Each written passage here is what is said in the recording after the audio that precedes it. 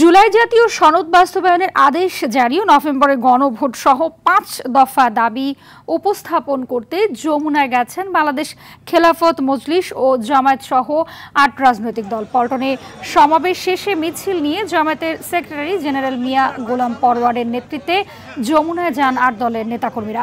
যমুনায় স্মারকলিপি প্রদানের মাধ্যমে দাবি উপস্থাপন করবেন তারা। নিরাপত্তার স্বার্থে ইতিমধ্যেই বিপুল সংখ্যক পুলিশ সদস্য সেখানে অবস্থান নিয়েছেন। অবিলম্বে জুলাই সনদ বাস্তবায়ন আদেশ জারি করা এবং জাতীয় নির্বাচনের পূর্বে গণভোটের তারিখ ঘোষণা করা প্রয়োজন। এই মর্মে ঐক্যমত্য কমিশনের পক্ষ থেকে সরকারের কাছে জুলাই সনদের সুপারিশ সমূহ পেশ করা হয়েছে। পেশকৃত জুলাই জাতীয় সনদ বাস্তবায়নের ইস্যুতে প্রধান রাজনৈতিক দলসমূহের মধ্যে ভিন্ন মত সৃষ্টি হয়েছে, যা নিরসনের দায়িত্ব কমিশনের পক্ষ থেকে সরকারের উপরই অর্পণ করা হয়েছে। দর্শক, এ বিষয়ে আরো জানাতে প্রধান উপদেষ্টার বাসভবন যমুনার সামনে রয়েছেন সহকর্মী হাসান মাহমুদ।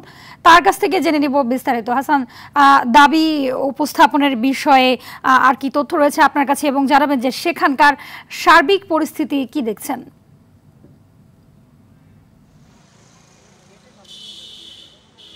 আপনি যেমনটি বলছিলেন, জুলাই জাতীয় সনদ আদেশ জারি এবং নভেম্বরে গণভোট আয়োজনের যে বিষয়টি, সেই বিষয়সহ ৫ দফা দাবি আদায়ে কিন্তু প্রধান উপদেষ্টার বাসভবন যমুনায় জামায়াতের সেক্রেটারি জেনারেল মিয়া গোলাম পরওয়ারের নেতৃত্বে ৮টি রাজনৈতিক দলের ৮ জন প্রতিনিধি দল যমুনায় প্রবেশ করেছেন। তারা এই মাত্রই সেখান থেকে বের হয়ে আসলে কথা বলছেন। তারা বলেছেন যে তাদের দাবি আদায় আসলে জানানো হবে, যে পরবর্তীতে সিদ্ধান্ত নিয়ে তাদেরকে জানানো হবে। তাদের যে দাবিগুলো রয়েছে, তাদের মূল দাবি হচ্ছে জুলাই জাতীয় সনদ বাস্তবায়নের আদেশ জারি, নভেম্বরে গণভোট সহ সর্বমোট 5টি দাবি।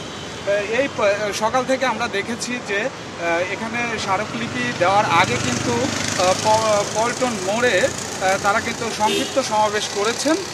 সেই সংক্ষিপ্ত সমাবেশ শেষে মৎস্য ভবন মোড় থেকে কিন্তু পুলিশের যে ব্যারিকেড, সেই ব্যারিকেড থেকে মোট ৮ সদস্য তাদেরকে অনুমতি দেওয়া হয় যমুনায় আসলে স্মারকলিপি প্রদান করার জন্য। আমরা এখন দেখতে পাচ্ছি যে এই স্মারকলিপি দেওয়ার আগে যে এখানে বিপুল সংখ্যক আইন শৃঙ্খলা রক্ষাকারী বাহিনী তারা কিন্তু এখানে জড়ো হয়েছেন এখানকার নিরাপত্তার স্বার্থে।